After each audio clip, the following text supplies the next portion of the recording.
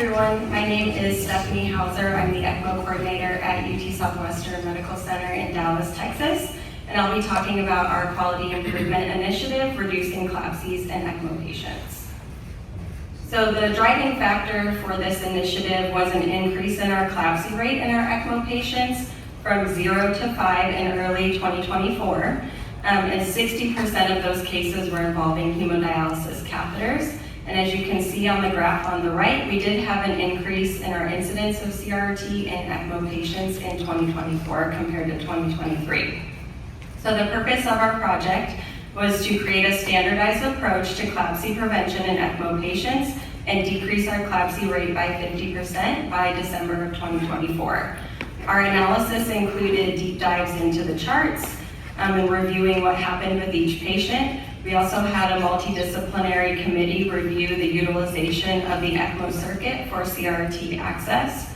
And we surveyed our ECMO specialists on cannula site care and dressing practices. But you can see on the right, we did not have everybody performing the cannula site care the same way.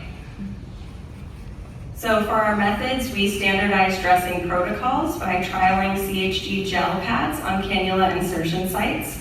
And we also created an ECMO cannula-specific dressing kit. As far as the standardized CRRT access goes, we set up a specific way that was standardized and every patient would receive the same setup, which you can see there on the right. And we trained our critical care anesthesia providers to perform the insertion of the CRRT access into the circuit so that we didn't have to have the surgeons coming in. We have 24/7 coverage in the ICU that could provide this support if needed.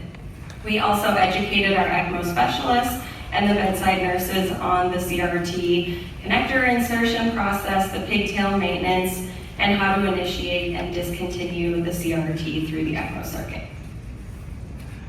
As for our results, the standardized approach led to a 100% reduction in CLABSIs by the end of the year, and we have not had any CLABSIs in our ECMO patients to date in 2025.